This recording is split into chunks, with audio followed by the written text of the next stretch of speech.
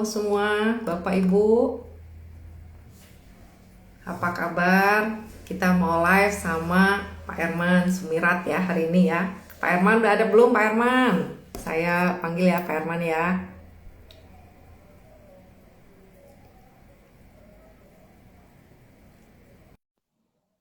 Ya, kali ini Dasar Akademi Indonesia akan ngobrol dengan ahlinya finance, Pak Halo, Herman halo. Sumirat. Malam Pak Herman. Halo, Di mana malam, ini? malam. Ya, di rumah. Iya, sama saya juga di Iya. rumah. Sehat-sehat Hmm. Pak. Iya, sehat, sehat. Ceria ya? Pak, hari ini kita ngobrol santai aja ya, Pak. Iya, santai lah. Iya, ini kita kedatangan tamu hari ini, Bapak Herman Sumirat yang sertifikasinya panjang nih. Nanti Hmm. mungkin Ibu kalau yang bertanya-tanya tentang finance, karena ini kan Pak Herman sangat menguasai bidang finance ya.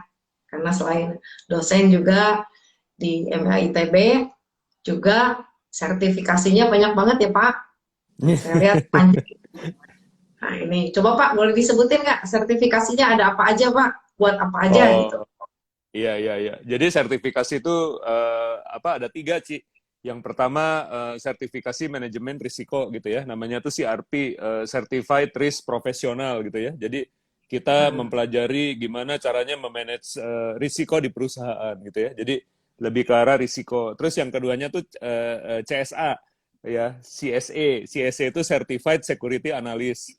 Jadi kita menganalisis saham. Banyak loh analis-analis saham ya yang ngeluarin stock report tuh dari perusahaan sekuritas. Itu kalau nggak gelarnya CFA, dia juga punya CSA gitu ya. Jadi banyak juga dipakai buat apa namanya analis saham gitu ya. Terus yang berikutnya adalah CIB, Certified Investment Banker gitu ya. Nah, kalau investment banker itu untuk merger, akuisisi, restrukturisasi, valuasi gitu ya, proses IPO, jadi underwriter, nah kayak gitu Ci, gitu ya. Jadi itu sertifikasinya di keahlian corporate finance. Oke, dengan banyak sertifikasi kita bisa tanya-tanya Pak Herman ya, karena berarti udah kompeten, lulus ya Pak. Oh, Pak, kompeten ya. Jadi kayak gini nih, salam kompeten katanya. saya ada si Iya. Arfi Pak, bareng sama Si Arfi kemarin. juga, iya, iya, iya. Sesama Pak si Ajit. Arfi ya. Iya, iya, Pak, iya. saya mau nanya nih Pak, kan Bapak Hah? kan kayak pakar banget gitu di finance and accounting ya Pak. Hmm, Sebenarnya kenapa sih finance and accounting dipisah gitu? Bedanya hmm. apa sih? Atau Oh mereka tuh ya, kesatuan cuma sebutnya dipisah aja kan perusahaan juga ah, ada bagian finance, bagian accounting. Nah itu perlakuan itu apa sih sebenarnya? ya, Finance apa, accounting apa gitu Pak? ya. Jadi kalau accounting itu ilmunya udah lama ya. Dia itu lahirnya itu tahun 1000 berapa ya? 1400-an gitu ya, di abad ke-15. Nah, kalau nggak ada accounting, nggak mungkin VOC ya di Belanda itu bisa IPO gitu ya. Karena kalau mau IPO itu butuh laporan keuangan kan? Ya kan? Kita bikin prospektus, ada laporan keuangannya. Nah, setiap transaksi harus dicatat. Maka pencatatan laporan keuangan itu ya dari jurnal gitu ya. Sorry, dari mengenal transaksi, terus bikin jurnal, udah gitu apa namanya, dari situ ada buku besar ya. Kalau dulu buku besar itu ada catatannya di bawah-bawah gitu ya. Kalau sekarang mungkin kalau sekarang mungkin masuk ke server. Tapi sekarang yang teknologi terbaru tuh blockchain ya. Jadi blockchain itu buku besarnya ada disimpan secara desentralisasi di luar. Nah, sampai ke pelaporan keuangan. Jadi accounting itu lebih ke arah pencatatan, Ci. Jadi kalau ada transaksi dicatat. Nah, seni mengelola duitnya itu keuangan gitu ya. Jadi keuangan itu ngelola uangnya, tapi nanti pencatatannya itu lewat akuntansi. Nah, seorang investor itu harus tahu ya gimana caranya membaca laporan keuangan, menganalisis laporan keuangan, terus juga mengetahui ini manajemen keuangan gitu. Nah, manajemen keuangan sendiri ada tiga ya. Pertama, kegiatan investasi. Nah, kayak kita lah melakukan investasi. Perusahaan juga sama, dia harus melakukan investasi gitu ya. Misalkan contohnya kayak Metrodata gitu ya, mengakuisisi Sayurbok gitu kan, atau investasinya Telkom di Mitratel, atau Mitratel nanti mau ekspansi lagi, bikin tower-tower. Ini bukan ngomongin beli atau jual saham Bukan ya, kode contoh, emiten ya, bukan kode bukan emiten Bapak contoh. Ibu. Jadi Contoh, maaf, contoh, contoh contoh ya, pembahasan Samudra Indonesia Misalkan Samudra Indonesia beli kapal, jadi melakukan kegiatan investasi. Nah, sudah itu nanti kalau udah melakukan kalau lagi mau melakukan keputusan investasi, pertanyaannya sumber dananya dari mana, gitu ya? Apakah sumber dananya dari penerbitan obligasi atau mau right issue atau pakai dana sendiri ya, laba ditahan, pakai cash flow sendiri, atau kombinasi. Nah, contohnya kayak Pine Hill, waktu diakuisisi sama Indofood kan, itu Indofood ya mengeluarkan surat utang, obligasi gitu ya. Nah, itu jadi contohnya kegiatan investasi itu harus dibarengi sama pendanaan. Jadi ada sumber-sumber dananya gitu ya. Nah, nanti yang terakhir nih, gimana caranya perusahaan itu reinvestasi lewat laba ditahan gitu ya. Nanti kalau masih ada sisa, baru bayar dividen. Nah, jadi itu pengelolaannya kita sebut keuangan. Tapi nanti pencatatan transaksinya itu accounting. Jadi strategi dari perusahaan di keuangannya, di finance, nanti kelihatannya di accounting, dicatatnya ya. Betul. Pak, betul. ini pada nanya ini aja katanya rekomendasi Pak, tapi kita nggak boleh kasih rekomendasi sekarang ya. Dari dulu juga kita nggak kasih rekomendasi ya, cuman bahan pembelajaran. Karena kan kalaupun kita nyebut nama saham ataupun sektor, ya Bapak Ibu dianalisa ulang ya, jangan main kita mentang-mentang Pak Erman nyebut tadi beberapa nama saham, besok di HK jangan ya, itu bukan rekomendasi. bukan untuk pembelajaran aja. Pak, sebenarnya nih ya, kalau dari analisa finance kan, berarti kan strategi perang ibaratnya ya, itu tuh secara garis besarnya apa aja sih Pak yang perlu kita perhatiin Pak? Saya dari utang, dari penggunaan cash flow atau apanya sih Pak? Yang perlu kita concern apa gitu? Jadi sebelum berinvestasi, kita itu harus cari perusahaan yang keuangannya sehat. Ya, sama kayak mau beli sapi kan, atau kambing gitu. Kita milih sapi atau kambing yang sehat. Karena kalau sehat kan dimakan juga enak gitu ya. Anak kambing juga kalau mau dibeli ya, kayak kambing Kairo gitu harus sehat juga. Nggak boleh sakit. Nah, ciri-cirinya gimana? Perusahaan yang sehat itu, yang pertama dia liquid. Jadi dia punya aktiva lancar ya, cash, piutang gitu yang bisa cair, inventory yang nanti bisa bayar kewajiban lancar. Nah, itu tugas perusahaan pertama. Jadi yang namanya perusahaan itu pasti sumber dananya itu bukan hanya ekuitas kan. Kalau secara accounting tuh ada liabilitas juga, kewajiban-kewajiban kan. Kayak hutang ke supplier, utang ke bank, bener nggak? Kalau nanti nggak bisa bayar ke supplier, nanti takutnya jadi kayak ada perusahaan itu, Tele ya, kode sahamnya Tele tuh. Akhirnya kan digugat sama supplier kan gitu, betul nggak? Atau kayak Seril ya. Nah ini contoh-contoh aja gitu ya. Jadi kita juga harus mikirin gimana caranya mempunyai sumber dana ya yang jangka pendek yang bisa liquid jadi cash untuk membayar kewajiban jangka pendek. Nah, jadi itu katanya disebutnya termsnya itu adalah liquid.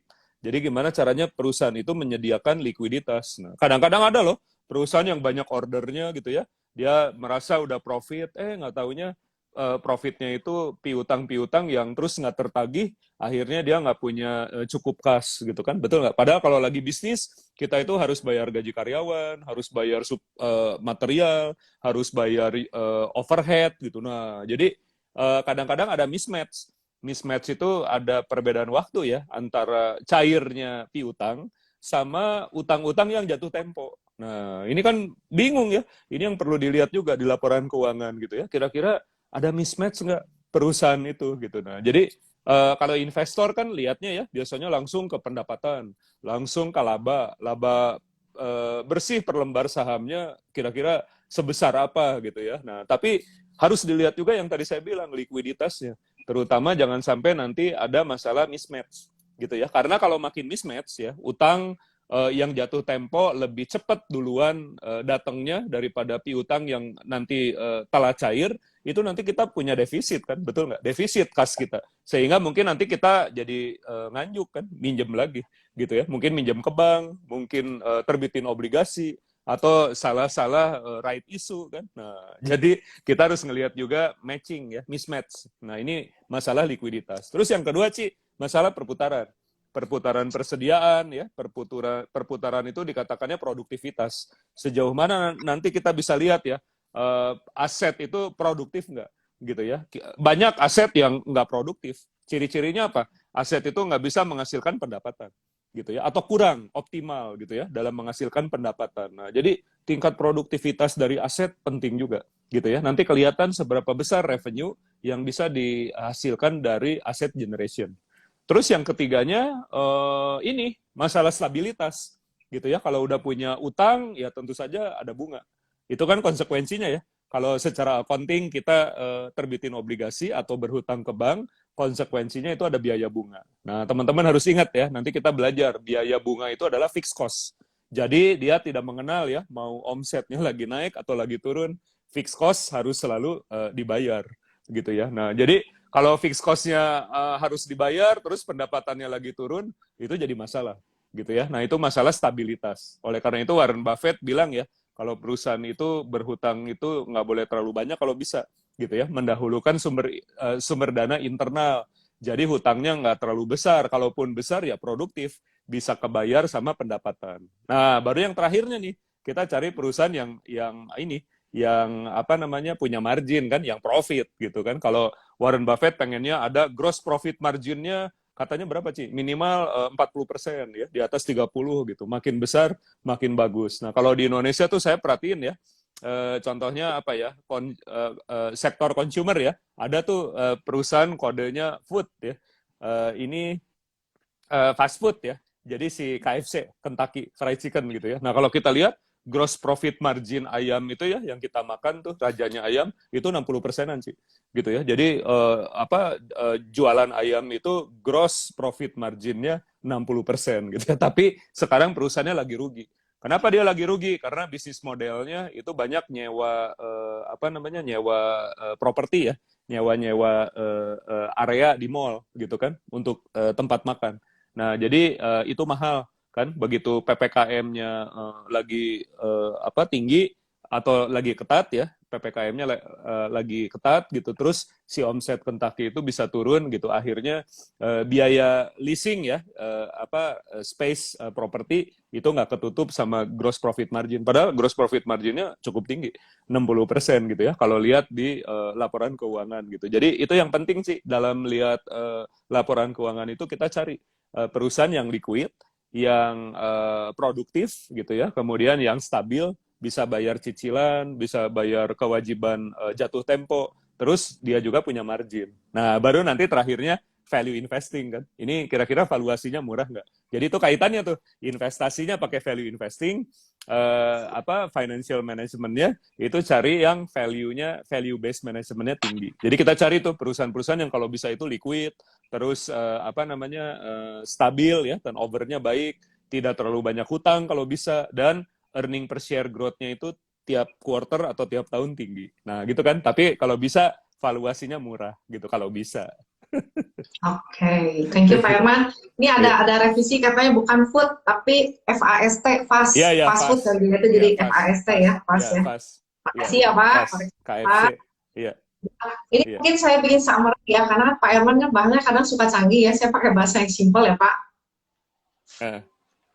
Ya, berarti kan tadi kesimpulan bisa dilihat dari karakter perusahaan yang bagus itu kan dari 4 ya, dari likuiditas lancar, berarti kewajiban aset lancar dia mesti lebih gede dari kewajiban lancar dia, jadi nggak ada kewajiban tertunda, ibaratnya gitu. Itu bisa dilihat dari quick ratio Pak, CL itu Pak. Ya, kalau CL jadi rasio current liabilities ya Pak. Kalau CL itu current ratio ya. Nanti itu, kalau ya, current ratio-nya dikurangi sama persediaan, dia baru jadi quick ratio. Oke. Persediaan dimasukin nggak sebenarnya Pak? Oh, persediaan kalau ngitung current asset ya dimasukin. Tapi kalau lagi ngitung quick ratio itu dikurangi. Nah, karena kan prinsipnya quick ratio itu cari current asset yang betul-betul cepat bisa jadi cash. Kalau inventory itu kan nggak cepat. Ya bisa juga sih, tapi ya paling nggak kalau current asset itu kan definisinya aset-aset yang umurnya itu setahunan gitu ya. Jadi ya kalau bisa piutang tuh ada juga yang 9 bulan bahkan setahun gitu. Tapi kalau bisa lebih cepat lebih baik ya. Yang tadi Cici bilang ya, kalau bisa sebulan, 3 bulan. Nah jadi kita harus lihat juga tuh umur piutang. Jangan sampai nanti ini piutang perusahaannya gede, nah makanya kita harus baca catatan laporan keuangan kan. Di catatan laporan keuangan nanti masuk ke catatan mengenai piutang. Di catatan piutang nanti ada analisis umur piutangnya kan Umur-umurnya. kita analisis kan, ya umurnya tuh apakah kurang dari 1 bulan, atau apa sampai dengan 1 bulan ya, terus sampai dengan 3 bulan, 6 bulan, 9 bulan, setahun. Nah jadi kayak gitu. Itu ada di catatan ya Pak, catatan laporan. Ada di catatan Nah laporan nanti kalau ada keuangan. yang mau Nah, cari itu, kadang ya. kan kalau lagi zaman kayak gini, bond tuh sampai 1 ulang tahun belum dibayar loh Pak, umur Oh iya, piutang. Nah, banyak. lagi kayak Eh, ini kan kesulitan likuiditas ya. Saya ngobrol ke iya, beberapa orang, katanya bondnya sampai ulang tahun belum dibayar, Pak. Nah, itu mungkin salah satu iya. ya. Ah. Hmm, hmm, Terus kalau kedua, kan tadi udah selain hmm, likuiditas, perusahaannya tuh mampu membayar melunasi kewajibannya dengan aset lancarnya. Kewajiban hmm, lancar. hmm. Kedua nih, perputaran persediaan, ibaratkan aset turnover ya, Pak. Ya. Rasionya rasio apa biasanya yang dipakai ya, Pak? Oh ya, itu rasionya Nah, namanya inventory turnover. Inventory nah, turnover namanya. Jadi rata-rata persediaan. Nah itu kita bisa ngitung juga pakai umur persediaan gitu ya, atau turnovernya. Makin cepat makin bagus gitu ya, makin tinggi semakin bagus. Nah jadi kita ngelihat ya inventory itu berputarnya cepat atau enggak. Nah sekarang lagi COVID gini banyak ya perusahaan yang kayak value investing stock, contohnya kayak PBRX gitu ya, Penn Brother. Nah, Penn Brother itu banyak sekarang persediaannya, sih gitu, karena turnovernya ya salesnya jadi agak turun kan, tapi persediaannya jadi gede, persediaannya jadi besar, nah equity juga besar, tapi kemudian earningnya kecil ya, akhirnya price-nya juga nggak terlalu ngangkat, nah akhirnya kan kesannya apa pair-nya itu jadi rendah gitu ya, PBV-nya juga jadi rendah, tapi kita harus hati-hati karena dia persediaannya besar gitu. Nah, ini yang perlu kita cermati ya. Dia itu persediaannya apa. Nah, karena gini, secara accounting nih penting juga ya. Jangan sampai nanti ada impairment. Impairment itu nilai persediaan yang menurun gitu. Kan si akuntan itu nanti menilai ya di akhir tahun gitu ya. Ini terjadi impairment nggak gitu. Kalau kayak persediaan gitu bisa aja nilainya itu turun. Nah, karena secara accounting nanti dilihat ya, dia pakai harga perolehan atau nilai wajar yang mencerminkan adanya penurunan. Nah, impairment ini kalau nilai persediaannya menurun, secara accounting juga itu jadi biaya impairment. Jadi itu bisa mengurangi laba kita. Laba kita jadi berkurang gara-gara ada impairment. Impairment itu apa ya? Impaired ya. Jadi nilainya turun gitu. Mungkin gara-gara season ya, bisa aja. Ya, gara-gara teknologi berubah, gara-gara season berubah gitu kan. Nah, contohnya kalau kita punya persediaan berbentuk emas gitu kan, atau ya logikanya kayak punya dolar lah gitu ya. Megang dolar itu kan ya berisiko juga sih. Ya, misalkan kita pegang 3.000 dolar gitu kan berisiko. Ya, resikonya adalah fluktuasi kan. Kalau dolarnya lagi 1 dolar 15.000, mungkin kita seneng kan, weh cuan gitu. Tapi kalau dolarnya lagi turun, nah kita juga kan berarti nyimpen uang dolar itu nilainya jadi turun secara rupiah gitu. Nah sama persediaan juga gitu ya, karena persediaan itu apalagi kalau kan persediaannya ada umurnya ya Pak, kalau ada expirednya, ada yang bisa nanti juga, iya benar, kalau kayak iya, itu kan model iya, tinggalan sepatu kan ah, kalau udah lama lemnya iya, kan udah nggak bagus ya Pak. Nah itu iya, kali penurunan persediaan ya, kalau iya, kan logikanya kalau perputarannya cepat berarti tokonya laku gitu, penjualannya iya, bagus ya. iya, iya. Nah itu Nah itu benar kata Pak Heri Sudono ya.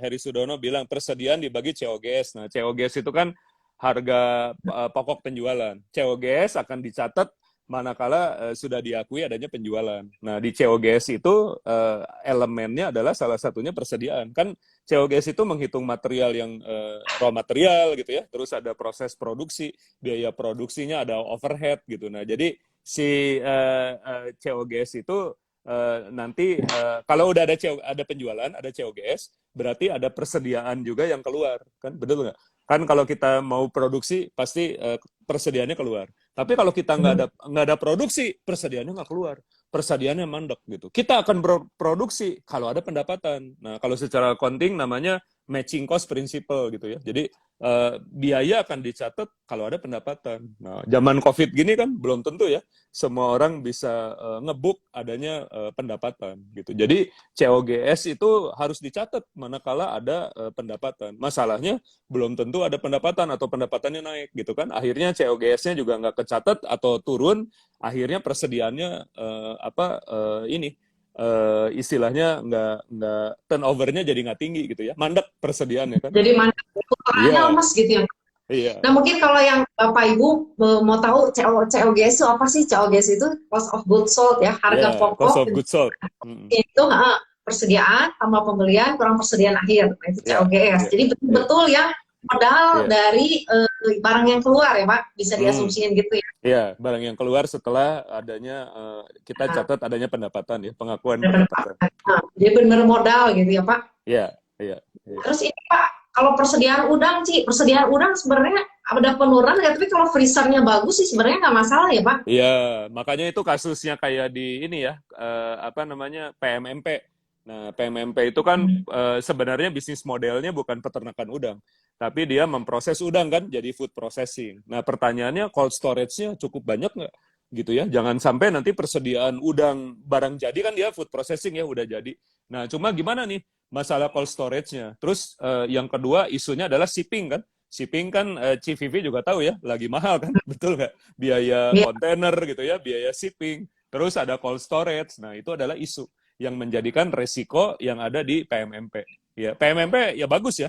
Perusahaannya apa namanya udangnya itu kan kalau kita lihat ya kemarin di summit ada growth lah ya, terutama ke pasar mana tuh dia tuh jualan ke Amerika ya, sama ke Jepang gitu, terutama market di Amerika. Terus saya lihat wah udah value editnya bagus kan, jadi dia ternyata bisnis modelnya bukan peternakan udang, tapi dia beli udang dari peternak, terus dia proses, terus jadi frozen food. Nah dari situ di shipping. Tapi sekarang isunya adalah logistik gitu. Biaya logistiknya lagi tinggi ya, kontainer lagi naik gitu ya. Kemudian apa namanya tadi cold storage ya, betul tuh ada tanggapan ya di apa IG komen ya, itu cold storage-nya gimana. Nah, jadi itu yang perlu dipikirkan oleh pihak ini yaitu manajemen keuangan.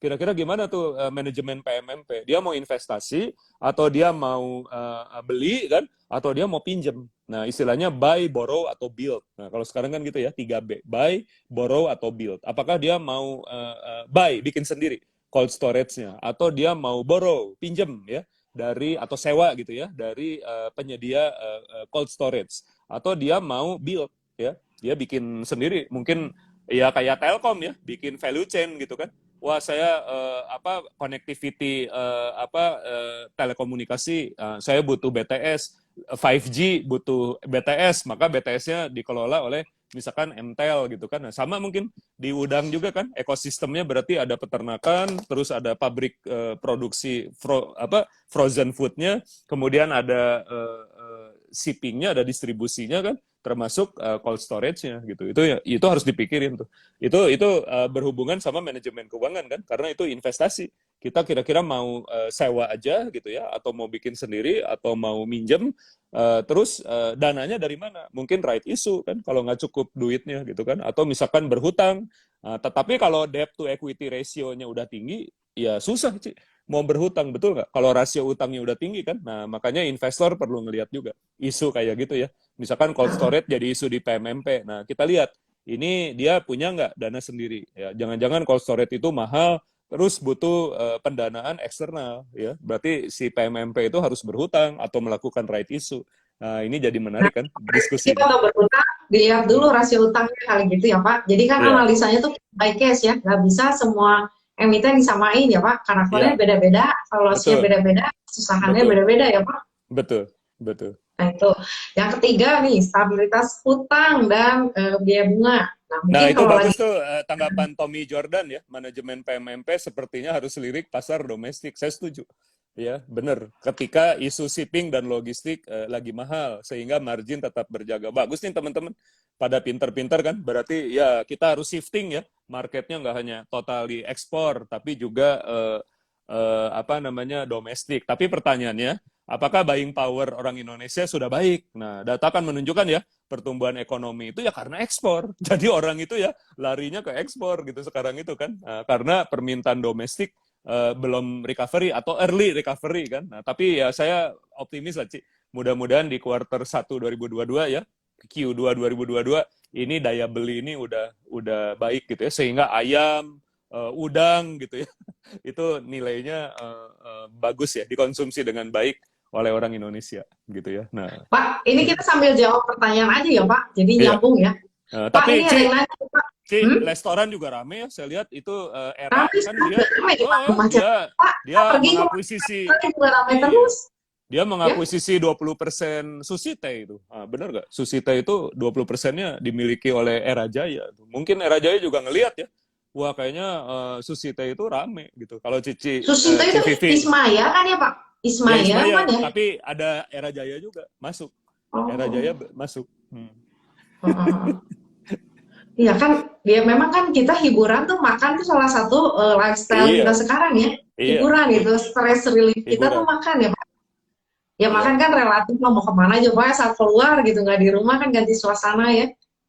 iya. Pak ini aku Loh, mau kayak nanya, kata Pak Heri Sudono ya, Era Wonderful Company. Iya betul Pak Heri, Era Wonderful Company, tapi mungkin valuasinya masih belum murah kalau buat saya. kan ada perusahaan bagus, harganya bagus ya Pak. Nah mungkin Iya. perusahaannya bagus tapi harganya mungkin menurut orang beda-beda. Ada yang kerasa udah murah, ada yang kerasa udah mahal ya Pak. Heeh. Pak ini Kata ada Pak yang nanya nih, Loremi bilang Ismaya bukannya Sushi Groove, ya mungkin ya. Kita cek lagi gitu. Tapi yang pasti Era 20% ke Sushi Tei. Ya, cuma Sushi Tei-nya saya kan nggak bisa ya buka laporan keuangannya, paling baca dari laporan keuangan Era Jaya gitu. oke, ini Pak ada yang pertanyaan dari Pak Dipoli. Paling bagus yang mana ya Iya. Pak? Build mungkin ya? Build, buy atau borrow, ya tergantung nih sumber dananya ya. Kalau paling bagus sih ya dikuasai sendiri, value chain-nya sendiri, entah itu pakai anak perusahaan atau strategic alliance gitu ya. Kalau mau murah ya strategic alliance, modelnya seharusnya sih strategic alliance. Nah ini juga masalah keuangan, sebab kalau kita bikin sendiri capex-nya tinggi, tapi kelebihannya barangnya jadi terkuasai oleh kita. Benar nggak? Kita jadi dominan kan untuk menguasai cold storage tersebut. Nah tapi bisa juga strategic alliance. Jadi beraliansi sama penyedia cold storage. Nah, itu perlu dianalisis ya. Kita menganalisis gitu siapa penyedia cold storage di Indonesia itu jumlahnya banyak atau enggak. Nah, karena itu berhubungan. Udang itu kan kualitasnya harus dijaga ya, nggak sembarangan gitu. Ya, Beda kalau nggak beda gatal, sama Pak makan furniture ya. itu, Pak. Hah? Heeh. Iya. Gatal-gatal kalau nggak seger. Iya, betul. Susah itu udah kan. Iya. Heeh. Pak, terus udah gitu stabilitas hutang dan Hmm. biaya bunga. Nah ini berarti kita lihat rasio DER ya Pak. Iya, benar. DER itu kan karena kalau DER-nya makin tinggi, biaya bunga tinggi. Nah, tapi ada yang berhasil melakukan restrukturisasi. Ya, contohnya Krakatau Steel. Saya muji sebenarnya Krakatau Steel itu, walaupun sekarang lagi ada masalah blast furnace kan, yang bisa mempilotkan Krakatau Steel. Tapi Krakatau Steel itu manajemennya Pak Silmi Karim itu berhasil melakukan restrukturisasi biaya bunga. Nah, jadi biaya bunganya itu bisa berkurang gitu kan. Jadi DER yang tinggi, terus kalau nggak bisa kebayar, nanti caranya ada beberapa. Mungkin kita melakukan debt to equity swap. Kayak Garuda zaman baheula ya, ke Mandiri gitu. Saya give up nih, nggak bisa bayar, boleh nggak jadi debt to equity swap gitu. Si utangnya itu dirubah menjadi kepemilikan saham. Atau kayak dulu zaman baheula Medco Energy gitu, sempat dia juga utangnya tinggi gara-gara krisis tahun 98 ya, 97 98. Udah gitu si debt-nya itu dikonversi jadi kepemilikan modal, sehingga ada pemilik modal baru namanya tuh Credit Suisse First Boston, CSFB. Nah, CSFB itu dulunya kreditor, tapi gara-gara si Medco nggak bisa bayar utang, si utangnya itu berubah menjadi equity. Nah, atau kita restrukturisasi, rescheduling. Restrukturisasinya tuh dalam bentuk rescheduling. Kita negosiasi gitu ya. Ini corporate finance juga ya. Nego gitu. Kira-kira boleh nggak tenornya diperpanjang? Atau kira-kira boleh nggak misalkan tenornya diperpanjang, atau saya bayar bunga dulu deh. Itunya prinsipalnya ditunda, bisa. Atau sekalian aja biaya bunganya bisa nggak lebih murah, atau refinancing diganti itu si kreditornya. Nah ini kan mirip ya sama dulu Yusuf Hamka tuh yang berantem sama Bang Muamalat, konflik kan. Nah ingat nggak CPP itu masalah refinancing tuh, karena Bang Muamalat itu dia ngecharge-nya Yusuf Hamka ya, jalan tol CMNP itu 11% bunganya. Nah ya kan, ketika lagi COVID bunga kan turun ya, Yusuf Hamka itu pengen menurunkan bunga. Saya lupa ya, apa 9% atau 8%. Nah, akhirnya dia mungkin dapat ya kreditor baru, terus dia melakukan pelunasan dipercepat. Gitu ya. Tapi muamalatnya mungkin nggak terlalu suka ya dengan pelunasan dipercepat. Kenapa? Karena ternyata waktu dulu ngasih pinjaman, bank muamalat itu ternyata bukan uang sendiri, tapi sindikasi dari bank-bank daerah. Nah, jadi ibaratnya dia harus meeting dulu, nggak bisa langsung dilunasi begitu aja. Nah, ini rame Ci kemarin ya, lagi krisis itu banyak perusahaan-perusahaan yang terkena krisis, utangnya gede, terus dia mencoba melakukan restrukturisasi. Entah itu bunganya ditunda bayar, ya, entah itu hanya bayar bunga atau prinsipalnya ditunda, atau misalkan debt to equity swap, ya, utangnya dirubah jadi kepemilikan modal, kepemilikan saham, atau yang keempatnya apa tadi itu ini bunganya diturunin gitu ya, di refinancing gitu. Nah, jadi diperhatiin juga perusahaan kalau misalnya dia gede, ya siapa tahu ada kayak gitu, selamat. Jadi bisa turnaround itu ya Pak, kalau yang Iya, gitu ya. iya, Nah, iya, iya. nah terus yang terakhir, gross profit margin. Berarti kan Ah, kalau gross profit margin tinggi, iya, berarti dia bisa punya keleluasaan buat ngatur harga jual ya Pak, iya, karena benar. profitnya tinggi. Iya, Nah, iya. Jadi gini, ini Ci, ada gini, Ci, ada satu journey. Jadi ada perjalanan yang cukup jauh gitu ya, selama berbulan-bulan itu kan perusahaan itu nyetak revenue. Habis nyetak revenue dikurangi sama COGS kan, bener nggak? Setelah dikurangi COGS, jadilah itu gross profit. Dari gross profit ada lagi OPEX, operating expense kan, biaya umum dan administrasi, biaya kalau bahasa Inggrisnya itu SGA ya, sales general administratif. Terus mungkin ada biaya penyusutan. Di situ juga ada biaya pemasaran dan distribusi. Wah, perjalanannya panjang. Ya. Dan setelah itu sampailah dia ke yang namanya operating profit. Nah, operating profit dipotong lagi, Ci. Sama apa biaya bunga kan, betul nggak? Kalau berhutang ya. Terus ada apa mungkin ada rugi selisih kurs, untung rugi selisih kurs, mungkin ada biaya keuangan ya tadi, biaya bunga ya. Setelah itu ada pajak. Nah, jadi journey ke earning per share itu nggak mudah. Apalagi kalau perusahaannya perusahaan gede kan. Belum nanti dia menghitung ini kira-kira ada keuntungan nggak dari subsidiary. Nah, subsidiary juga belum tentu ngasih keuntungan. Bisa aja jadi rugi kan. Makanya ketika dikonsolidasi, bisa jadi operating profitnya untung, tapi begitu dikonsol ya, disatu-satuin sama subsidiary, dia jadi rugi. Nah, ini kan perjalanan yang cukup panjang ya. Jadi betul kata Cici ya, kalau bisa gross profit margin itu tinggi karena perjalanannya belum selesai. Masih ada lagi tuh masih banyak apa? potongan ya Pak. Ya, masih banyak potongan kan? Ya, gross profit gede aja masih banyak potongan, tapi kalau Masih udah banyak kecil, potongan. Nah, potong, makanya mesti gede itu ya Pak, alasannya iya, ya. iya, iya. Mungkin ada yang bilang HK era, jangan ya, jangan main HK ya, dianalisa ulang. Jangan Kita di sini dianalisa nggak ada ulang. beli Saya ya. cuma ngasih contoh. Saya juga nggak punya era. Ya, saya juga nggak punya era, tapi saya mengagumi era. Ya. Dia bikin ini juga Paris Market gitu kalau nggak salah ya Pak, Iya, di iya benar. Asta. Terus ini ada pertanyaan lagi, semoga optimis Pak untuk buying powernya, apalagi sudah bergabung dengan Mas Kesang. Oh ini PMMP Oh, PMMP. sama ya. Ada Mas Kaisang ya. Iya, kemarin juga Mas Kaisang tuh keluar lagi ya, uang 92 miliar. Nggak tahu, saya lupa beli apa gitu ya. Kayaknya dia lagi banyak uang tuh, beli-beli saham terus. Nah, itu kan mengakuisisi ya, beli saham gitu ya. Kaisang juga menerapkan corporate finance gitu ya. Jadi ya pengen investasi supaya nanti ada value ya ke perusahaannya. Nah, tapi kan pertanyaannya ini sumber dananya dari mana? Banyak yang nanya-nanya ya. Uangnya besar gitu, sumber dananya dari mana? Ya itu berarti keputusan pendanaan kalau di keuangan ya.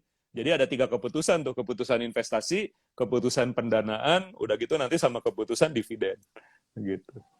Oke, terus terakhir baru kalau udah semua faktor tadi likuiditas udah, Hmm, terus hmm, perputaran iya, aset oke, oke. terus stabilitas berarti rasio utang udah oke, terus profit Ah, margin, baru kita iya. lari fokus ke valuasi ya Pak. Valuasi, ya. Tapi Kan mau jadi value kadang, investing ya, mencari yang rendah tapi harganya. kadang-kadang kan barang bagus tuh memang nggak bisa dihargain murah. Pasar tuh Iya, udah mengapresiasi Pak, jarang gitu kan barang bagus harganya murah tuh jarang ya jarang. sebenarnya.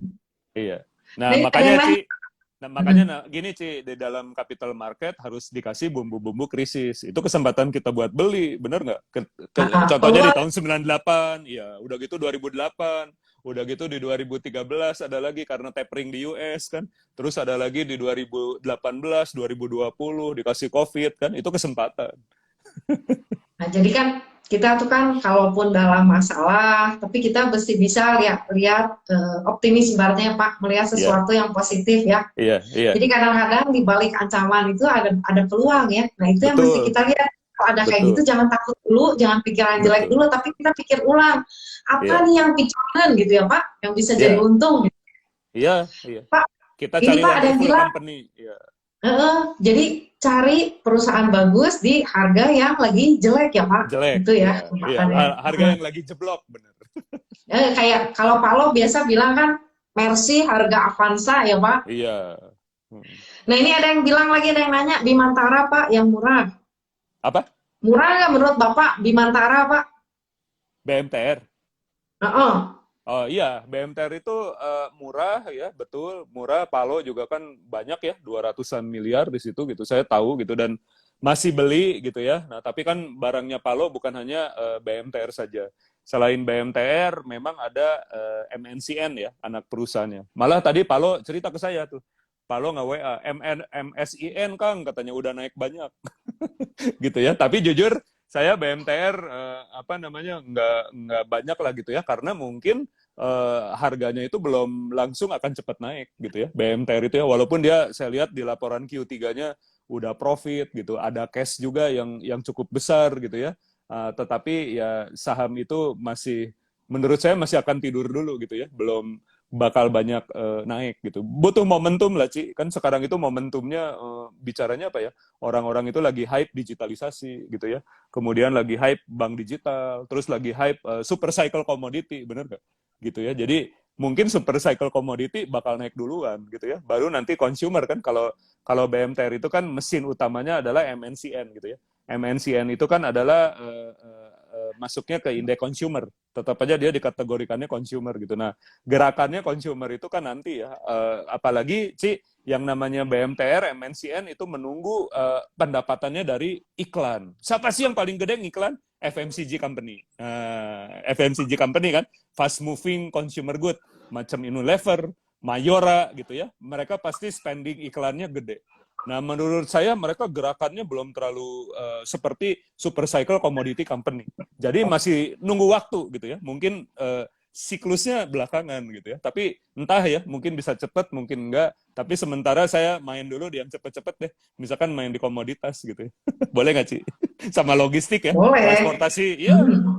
Kenapa transportasi sama logistik lagi rame? Ya karena e-commerce rame, Ci, buktinya. Gitu ya. Walaupun consumer good-nya lagi turun, itu kan retailer yang offline. Tapi yang online-nya, data menunjukkan e-commerce itu GMV-nya tinggi. Makanya kan momen itu diambil ya. Bukalapak walaupun rugi, dia IPO. Nah, apakah kita ngambil Bukalapaknya? Mungkin sebaiknya enggak, lihat ekosistemnya. Ya, yang namanya e-commerce itu kan ada banknya, terus ada transporternya, terus ada packagingnya. Nah, teman-teman harus cerdik ya, milih perusahaan yang kira-kira valuasinya masih murah, tapi ikut dengan hype-nya digitalisasi. Saya sih ngikutin tren dulu, tapi tetap prinsipnya cari yang murah gitu. Kalau Palo Oke. lebih sabar sih. Dia ada ya sahamnya itu Penin ya PNLF grup Panin itu kan under value semua. Tempat CVV itu ya semua Pans under value. Penin under value, bener nggak? PNLF under value, Kelipan Finance Dari under value, jauh itu semua Pak, under value. Ya, tapi nggak ya, naik-naik. nggak belum naik. Tapi nggak naik-naik. Iya, Pak, ini sebenarnya ya kan kita tahu nih finance kan kondisinya kayak begini ya. Strategi berarti strategi pengelolaan keuangan dalam perusahaan ya. Nah, nah, apa sih yang bisa mesti kita lihat dari finance supaya kita bisa dapat cuan gitu, Pak? Cuan gede, bisa cuan gede nggak sih kita kalau baik. nganalisa berdasarkan finance, Pak? Ya, Contohnya keren aja, keren. Nah, nah, ya, contohnya? contohnya lah pakai pakai emiten tapi yang udah lewat lah, jangan yang belum ini. Oh ya Nanti ya. rekomendasi, Pak. Saya selalu senang dengan perusahaan yang economic modes-nya cukup tinggi ya. Economic modes-nya cukup tinggi, kemudian di mana ngelihatnya? Ya pendapatannya besar kan, karena modes-nya tinggi gitu, market share-nya tinggi, terus kelihatan di pendapatan sama labanya. Jadi earning per share-nya itu kayak anak tangga, selalu naik gitu. Contohnya apa? Ya di Indonesia ada beberapa ya, Ci. Contohnya kayak BCA, BBCA gitu ya, kan naik terus tuh. Terus Metrodata ya yang disclaimer on nih Metrodata juga selama ini kan naik terus ya udah gitu kayak Kaleo ya perusahaan kayak Kaleo gitu kan terus saya lihat juga kayak Ades juga udah mulai naik terus gitu ya earning per share-nya nah itu bagus tinggal kita beli aja pas lagi ada salah harga lah mungkin karena ada krisis lagi jeblok. Jadi teman-teman mulai sekarang research ya, perusahaan apa yang dalam 5 sampai 10 tahun dia selalu earning per share-nya naik gitu. Nah, makanya kan Michael dan Budi Hartono tuh pinter banget sih. Menurut saya dia nggak pernah menyatakan dirinya value investor, tapi menurut saya dia adalah value investor. Kenapa? Dia beli Wonderful Company di saat BCA-nya rontok ya gara-gara Iya, krisis, di terus BCA dulu ya. ya diambil oleh pemerintah, udah gitu sama pemerintah di bidding ya, dijual. Nah, jadi harganya nggak terlalu, waktu itu nggak terlalu mahal. Dia beli ya, dia masukin duit 3,45 triliun. Bayangin aja, sekarang market value-nya, kapitalisasinya itu udah 900 triliun lebih ya. Apa namanya, dan dia mungkin kekayaannya udah ya more or less ya 450 sampai 500 triliun gara-gara BBCA. Nah, berarti kan kesimpulannya ya, beli perusahaan Wonderful yang market share-nya bagus, kemudian earning per share-nya bisa naik terus, tapi kita beli pas saat lagi jeblok gitu ya, terus ya harus sabar, gitu ya, harus sabar gitu. Jadi ya begitu yang kita pelajari ya dari Michael dan Jadi Budi kita Hartono. baru dapat treatmentnya bagus Gimana? ya Pak, kalau kayak gitu ya. Iya, iya. Jangan nanti beli udah ketinggian, turun kita nggak tahan dijual, jadi kebalikan jadi rugi gitu ya. Jangan Iya, kebalik. bener, bener. Pak, ini ada yang nanya Pak, Era Nah, sama Mapi bagus mana? wah, keren ya pertanyaannya. MAPI itu sebenarnya valuasinya udah agak lebih mahal daripada Era ya. Era itu kan triggernya saat ini adalah mobile phone gitu ya, karena semua orang pakai mobile phone dan penetrasi Apple lumayan ya. Kalau kita lihat growth-nya itu saya lupa ya. Kalau nggak salah market share-nya antara 7 sampai 9%. Tapi menanjak gitu Apple itu ya. Jadi penggemarnya fanatik gitu ya. Banyak gitu ya. Banyak dan fanatik. Apple itu kan, dan itu momen buat Era. Terus Era juga kalau nggak salah itu banyak buka cabang gitu ya. Terus Era itu apa lagi ya? Ya itu tadi Susitei ya. Itu katalis, menurut saya katalis lah. Kita kan nggak perlu repot-repot ya ngelihat aja. Kalau orang ke mall kayaknya lebih ngedahuluin ke Susitei deh, Ci, daripada ke gerainya Mapi. Kecuali Mapi ngasih diskon, bener nggak? Ya, ya kayak saya lah. Belanja Saya kan seneng beli Lacoste ya. Saya ini jujur aja penggemar Lacoste kan itu dari Mapi. Tapi belinya nggak pernah mau kalau lagi sesuai tag price gitu ya. Saya pengennya kalau lagi ada diskon. Kalau lagi ada diskon gede, ya kayak 70%, 60% baru saya ambil. Jadi saya lihat PBV-nya kan. Wah ini PBV-nya 0,4, lagi diskon 60%. Nah kemungkinan kalau modelnya cocok, saya ambil. Jadi saya nggak lihat dulu model, tapi lihat harga dulu, Ci. Nah tapi ya, mau ada diskon, mau ada enggak, kalau lagi lapar, biasanya itu orang-orang ya, itu ke Susitei gitu kan. Logikanya kan kayak gitu ya. Kalau gampangnya kata Warren Buffett, lihat aja gitu ya. Makanya dia juga beli itu kan, apa, chew gum itu kan, Sears ya, yang main di ini chewing gum gitu, permen karet kan. Dia bilang daripada gua di teknologi nih, kalau teknologi itu kan cyclical ya. Orang kalau lagi punya duit beli teknologi, kalau lagi nggak punya duit nggak beli teknologi. Tapi mau ada krisis kayak mau ada enggak, orang tetap ngunyah permen karet. Nah, pinter banget tuh Warren Buffett ya beli apa perusahaan permen karet gitu. Oke, mungkin bisa dipilih nih. Ya, tapi benar, tapi juga punya Starbucks. Nah ini katalis ya. Betul, ada Starbucks. Nah ini katalis kalau orang itu udah normal kan. Ya mudah-mudahan Omicron itu kan derajat apa namanya severity-nya itu mild ya. Jadi gejalanya mild gitu ya. Terus tidak sampai deadly. Bor di rumah sakit juga bisa nggak turun gitu kan. Bornya nggak naik gitu ya. Terus fatality rate-nya bisa rendah sehingga orang tetap bisa apa namanya beraktivitas. Nah kalau ada aktivitas pasti Starbucks akan ramai. Nah kira-kira seperti itulah gitu ya. Jadi MAPI juga ya bagus sih, tapi apa namanya kita perlu lihat dalam jangka waktu dekat ini ya efek dari mobilitas yang terdampak dari COVID ini seperti apa gitu. Dan terus dilihat kali mouse-nya berapa ya Pak, gedean mana ya, Era sama Mapi. Kan harga sama valuasi, harga valuasi sama, harga robah-robah, mana yang lebih gede kali gitu ya Pak? Iya, betul. Pak, ini nanya Pak BRMS, Pak Erman perhatiin nggak BRMS Pak? Wah, BMRS ya, itu ya Bu, apa Bakri Mineral Resources ya? Iya, gimana tuh? Ya. BRMS, saya juga nggak merhatiin sih, BRMS. Ya, saya nggak memperhatikan, nggak beli, tapi saya lihat ya mineral itu bagus ya ke depannya kan. kita itu ekonomi ke depan itu ekonomi yang mineralnya itu bukan lagi batu bara, tapi yang primadona ke depan. Ya walaupun batu bara masih primadona lah. Jujur saya juga masih pegang emiten batu bara. Tapi saya baca-baca di review ya, ke depan itu yang bakal stabil harganya itu nikel, ya kan. Terus apa namanya yang berhubungan sama baterai, ya kan, nikel, timah gitu ya, koper. Nah, koper kan berhubungan ya sama baterai. Yang kita nggak punya mungkin litium gitu ya. Nah, jadi komoditi-komoditi itu berhubungan sama dunia baterai kan, karena kedepannya itu zamannya EV, apa electricity vehicle. Nah, kita perlu lihat ya BRMS ini mainnya apa gitu. Nah, itu akan lebih bagus lagi kalau mainnya bukan hanya emas gitu ya, tapi kayak nikel gitu ya. Nah, makanya orang punya positive view justru ke Inco sama Antam gitu ya. Ini kita nggak ngomong valuasi ya, ngomongin struktur portofolio produk. Produknya kan, Katalis lah ibaratnya kan ya yang masih ada bener, gitu ya. iya. Ah, Katalisnya itu EV ke depan itu kan, nah, ah, EV, ah. electricity vehicle. Iya. Jadi tolong Bapak yang pengen beli BRMS cek dulu, dia produknya lebih banyak kemana gitu ya. Kalau emas kayaknya nggak terlalu se-hype nikel gitu ya, terus apa tadi teh kobalt ya, udah gitu koper, nah, tembaga tuh bakal lumayan juga, tembaga ke depan gitu.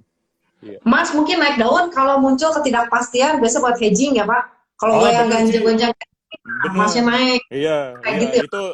itu ngejawab yang tadi ya. Ada yang apa Ah, nge WA apa sorry, ada yang IG ini Pak Harta HRTA gimana? HRTA tuh bagus sebenarnya perusahaan di Bandung kan. Dia home Bandung industry dekat yang sama jualan saya Pak. jewelry ya. Dekat rumahnya Cici ya. Tapi si Harta itu kan ya tadi ya, dia kok base-nya adalah emas gitu ya. Jadi emas itu ya perlu dilihat ya. Orang kapan sih beli emas gitu. Orang kapan jual emas gitu. Nah, kayak gitu kan. Oke. Keras mother of industry. Kalau keras gimana Pak menurut Pak Herman Pak? Keras. Nah, keras itu harus melewati dulu masalah ini yang blast furnace itu. Kan Pak Erick Thohir udah wanti-wanti ya. Ini takutnya dipilotkan gitu. Tapi kalau isu Mm-mm. blast furnace itu berhasil ya, bisa negosiasi sama POSCO ya dengan adanya super cycle commodity dan katalis dari Pak Donald kan bilang ya, infrastructure fund yang ada di US. Dan saya juga lihat, oh ya udah ditandatangan kan. Berarti ini positive view terhadap apa namanya perusahaan-perusahaan yang memproduksi steel, dan steel itu bukan cuma buat infrastruktur. Jadi infrastruktur itu bukan cuma jembatan, bukan cuma rumah, termasuk telekomunikasi. Dengan adanya digitalisasi, orang harus spend di 5G ya.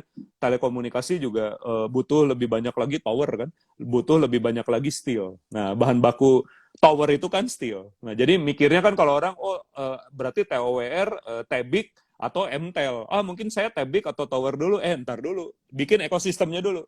Siapa nih si tower itu kan berhubungan sama Telkom. Bener nggak? Jadi kita mapping dulu tuh. Oh ada Telkom. Oh ada BTS-nya. Oh ada fiber optiknya. Oh ada data centernya. Oh ada produsen steelnya. Nah gitu sih. Ada produsen kopernya. Kita lihat nih. Mana dari ekosistem itu yang menguntungkan. Sama kayak dulu kita waktu beli ASA. Misalkan ya, kita kan waktu beli ASA itu ngelihat ini perusahaan kayaknya bukan cuma rental mobil, tapi ke depannya dia ngurus bisnis logistik. Kenapa kita positive view ke logistik? Karena kalau dilihat logistik sekarang udah lumayan ya indeksnya di pertumbuhan ekonomi, selain pertanian gitu, dengan industri kesehatan, logistik itu udah positif.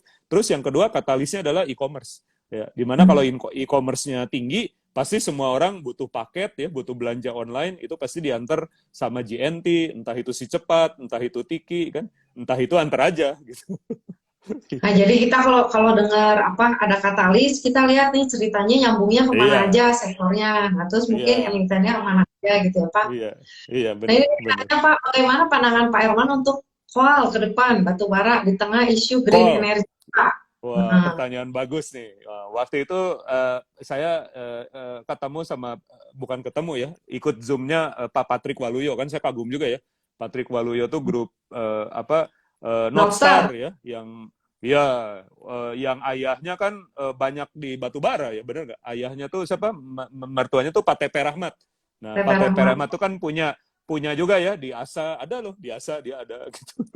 Terus apa Tripatra apa namanya di Call ya, dia juga punya kan. misalkan apa ya, Adaro kan, nah, contohnya kan, Adaro gitu kan. Terus kata Pak Patrick Waluyo kayaknya ke depan lebih banyaknya digitalisasi gitu ya. Jadi gini, sebenarnya call itu positif view sih, karena Cina itu belum akan berkurang. Mungkin baru nanti ya setelah 2045. Cinting itu baru stop PLTU itu 2060. Indonesia komitmen untuk nyetop 38.000 megawatt PLTU dari batu bara. Tapi kan pertanyaannya itu butuh dana ribuan triliun. Atau diganti jadi supercritical boiler kan. Kalau secara teknik itu si turbinnya harus pakai supercritical boiler gitu ya. Nah, ini kan capex-nya mahal. Jadi pasti it takes time gitu ya. Nah, jadi sambil nunggu waktu apa istilahnya di switching ya ke renewable, dan renewable sendiri belum tentu ada loh materialnya kan. Kayak apa ya, misalkan bikin tenaga surya, nah itu kan chipnya tersedia banyak nggak, ininya kan apa namanya, panelnya, jangan-jangan panelnya langka, ya kan. Nah jadi sambil nunggu waktu, walaupun secara ESG harus sambil nunggu waktu, ya saya sih masih punya positive view terhadap batu bara. Tapi batu baranya itu pelan-pelan, perusahaan itu harus melakukan diversifikasi. Nah, karena kalau cuma batu bara doang, mungkin dia bakal worse ya. Worse-nya adalah pertama dalam pendanaan. Investor itu susah sekarang sih. Untuk kalau misalkan kita fundraising ya, kayak ABM Investama gitu, mau fundraising global bond, wah bakal susah. Mungkin lebih gampang Barito Pacific tuh, karena dia punya Star Energy. Star Energy itu kan geothermal. Kalau geothermalnya mau ekspansi, terus pakai obligasi, udah gitu dia jual green bond ya, obligasi hijau. Nah, itu investor asing pasti nyerap dananya. Pasti dia akan oversubscribe. Dan mungkin akan dikasih keringanan. Nah, kalau pakai PLTU ya, kayak Indika gitu, pakai PLTU, nah dia mungkin akan kena ini carbon tax. Wah, bakal kena dia. Carbon tax kan polutan. Terus yang keduanya mau pendanaan, mau ekspansi pendanaan susah. Karena mungkin belum tentu obligasinya atau bank mau ngasih pinjaman gara-gara dia lihat, wah ini base-nya polutan gitu ya. Nah, oleh karena itu si perusahaan tuh kayak Indika ya, kan pelan-pelan dia kerjasama juga sama India bikin pembangkit listrik tenaga surya gitu ya. Terus di Inco ada pembangkit listrik tenaga air. Jadi beberapa perusahaan itu yang melakukan dehilirisasi, dekarbonisasi sama renewable, investasi di renewable gitu. Jadi memang harus ke situ. Cuma pertanyaannya ini spending capex-nya berapa gitu ya. Jadi bisa aja ke depan itu batu bara itu bukan sunset ya, tapi jadi belum tentu cuan gede gitu, karena mungkin cuannya akan habis buat program dekarbonisasi, dehilirisasi, itu kan semua butuh capex gitu. Iya Jadi betul, dilihat Dorit kali juga ya kan yang punya Northstar. Jadi itu yang perlu dilihatnya kita pikirin ya. diversifikasi ya Pak, buat jaga Iya. kalau call-nya turun itu jadi bumper dia ya Pak. Ya, nah benar kata Ronald W ya, ini teman saya nih. Makanya perusahaan call cash-nya sekarang tebel, iya. Jadi belum digunakan, nanti dia lihat dulu wait and see kan. Karena nanti takutnya dia butuh ekspansi, butuh produksi. Nah, selama ini mungkin kalau nerbitin obligasi berhutang ke bank mudah. Ke depan belum tentu mudah gitu ya. Mana ada isu carbon tax gitu ya. Nah, makanya sambil nunggu wait and see, mereka itu harus numpukin cash. Oke, Pak, ini ada yang Ya. nanya nih Pak. Rame juga ya, Ci. Ini sampai jam berapa kita? Jam Iya, 12 malam? Atau? jam. Enggak, ya. 7 menit lagi Pak. Wah, Pak, 7 ini menit ada yang lagi nanya Pak. pertanyaannya masih banyak nih. Nanti kita live lagi. Oh, Pak, live ada yang lagi. nanya lagi Pak. Apa saja Uh, yang Pak Erman lihat untuk screening saham untuk menghindari value trap nih? Bagus sih Pak. Tanya Pak. Wah, bagus ya. Jangankan saya, value investor aja bisa kena value trap ya. Mungkin Palo nggak ngerasa ya bahwa investasinya di Penin ya, yang dia beli 300 sekarang 700, tapi naiknya dua kali lipat ya dalam jangka waktu 16 tahun. Nah, itu kan 16 tahun itu terlalu lama ya, dan naiknya cuma 200% gitu ya, cuma dua kali lipat gitu ya. Nah, itu sebenarnya apa value trap atau enggak gitu ya, kan begitu ya. Secara apa halus mungkin itu bukan value trap, tapi bisa aja ada orang yang bilang Pak itu apa nggak naik-naik kan, jadinya nggak terlalu benar juga investasi. Nah, value investing itu memang ada unsur belum tentu multi bagger ya. Kalau menurut saya ada resiko. Sama kayak kita berbisnis lah ya, mungkin kita berbisnis bisa beli aset murah gitu ya, tapi yang namanya usaha kan bisa betul-betul jadi cuannya tebal karena ada margin of safety, Atau bisa aja nggak jadi gitu. Kalau Andre kemarin bilangnya ya, Andre Lukito nih bilangnya apa sih? Antara jadi dragon ya, antara jadi Cacing-cacing antara naga-naga. iya, antara jadi cacing atau naga, saya setuju. Nah, value investing itu bisa menjadikan uang kita itu jadi dragon ya, kayak kita waktu pas beli INKP gitu. Kan dragon banget tuh ya, jadi wah pede gitu kan. Coba kalau nggak ada INKP ya, belum tentu kita beggar-beggar tinggi gitu ya. Atau bisa aja ada satu saat investasi kita itu yang nggak jadi apa tadi cacing, Cacing. nggak jadi naga, iya. Iya, contohnya kayak dulu ya, pengalaman saya di saham Modern Group ya. Modern Group tuh MDRN. Nah, MDRN itu kan dulu megang franchise yang bagus tuh 7-Eleven. Nah, udah gitu ada isu mau diakuisisi si 7-Eleven-nya sama Carun Token. Nah, itu kan harga sahamnya udah naik tuh. Iya kan? Nah, nggak taunya kan nggak jadi tuh Carun Token ya mengakuisisi 7-Eleven. Nah, akhirnya terus 7-Eleven-nya sampai tutup. Modern Land-nya juga nggak bagus kinerjanya. Nah, itu kan jadi cacing. Jadi itu bisa jadi kita punya kesalahan. Warren Buffett juga punya kesalahan di low cost carrier ya. Dia akan banyak beli saham airline. Dia pikir oh yang namanya low cost carrier itu market share-nya bagus, orang Amerika banyak numpang pesawat sebelum dikasih COVID. Oh itu adalah bisnis yang paling menguntungkan di Amerika. Benar nggak? Karena mobilitasnya tinggi. Orang daripada naik kereta atau naik mobil ya, interstate itu di Amerika lebih bagus pakai pesawat, dan pesawatnya itu adalah low cost carrier yang dipilih oleh Warren Buffett sebagai investasinya. Mungkin waktu itu lebih pinter Palo. Kalau Palo ngomong ke saya, Kang, bisnis modelnya nggak bagus. Low cost carrier itu kan, karena tetap harus bayar pilot lebih mahal, ada fuel ya, yang waktu itu harga minyak lagi naik gitu ya. Jadi bisnis model belum ditambah leasing gitu. Nah, Palo kayaknya waktu itu menurut saya lebih waktu itu ya, dia tajam tuh analisisnya gitu ya. Nah, Warren Buffett tapi terus cut loss kan di tahun 2020 ya. Jadi sudahlah dia mengakui ya sebagai satu kesalahan. Nah, jadi untuk menghindari value trap, bagusnya kita nggak nyari yang sigarbat. Bagusnya gitu ya. Bisa value investing itu ngambil yang sigarbat, tapi ada kemungkinan belum tentu jadi naga. Bisa jadi cacing. Tapi mungkin Pak, bisa ngambilnya beberapa saham kali Pak, dengan karakter yang sama, nanti mungkin si yang jadi naga bisa nutupin yang jadi cacing, ketutup untungnya. Bisa ya kombinasi lah ya. Mirip. Ya bisa juga. Bisa. Nah, tapi kalau saya kayaknya ya sekarang itu lebih memilih perusahaan yang agak mahal, nggak apa-apa sedikit ya, masih wajar di-compare dengan kompetitor atau industrinya, tapi dipastikan cuannya itu akan bergerak lebih cepat gara-gara memang ada tren ya gitu ya. Lagi memang ya kayak contohnya gini lah, pas lagi COVID kita mikir ya, kan saya di swab sih. Terus tes ya, kita pas lagi tes di Prodia, wah rame banget gitu ya, wah ini keren gitu ya. Nah ternyata kan di earning per share-nya itu kita lihat ya naiknya luar biasa. Benar si Prodia itu kan, dia naik banyak kan. Terus kita lihat secara makro juga industri kesehatan lagi tumbuh tinggi. Nah jadi ya lihat aja tren gitu ya. Kemudian apa nih yang lagi betul-betul diinginkan oleh masyarakat gitu ya. Masyarakat lagi menginginkan digitalisasi, masyarakat lagi menginginkan konsumsi mungkin kayak podcast segala macam gitu ya. Nah, itu kita lihat aja perusahaannya apa, kemudian kita ya waktu masuk ya harus harganya yang lagi wajar lah gitu. Wajar. Jadi kalau nawar jangan kacida gitu ya, Pak. Murah gitu, nanti nggak beli-beli. Jangan.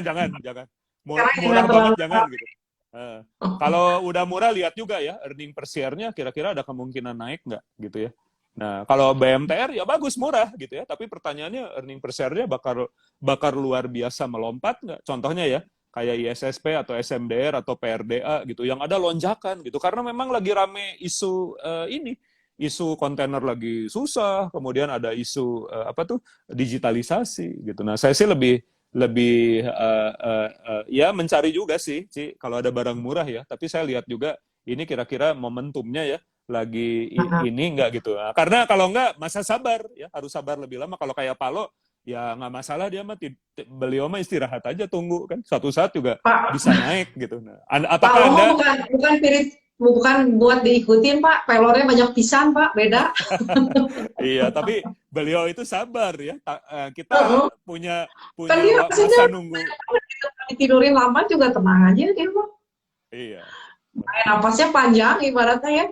Kalau yang belum sepanjang napasnya kayak Pak kan repot, keteteran nggak kuat mah bahaya ya Pak. Nah mungkin Ya waktu bahaya udah, kalau nggak mau nunggu. Pak, waktu udah jam Iya. 9 nih Pak, nggak kerasa Pak. Mungkin Pak Oh Herman iya mau, iya. mau Udah jam 9. titip, sampaikan pesan-pesan buat peserta hari ini Pak. Nanti kita live lagi ya, bisa ada serial Iya ya Pak. boleh boleh boleh. Saya sih Pak, pengen bisa berbagi ya. pesan-pesan Pak buat peserta hari ini Pak. Iya, iya. Saya kan ini diajakin CVV gitu ya, Pak Donald di IAI gitu ya, Investor Academy Indonesia.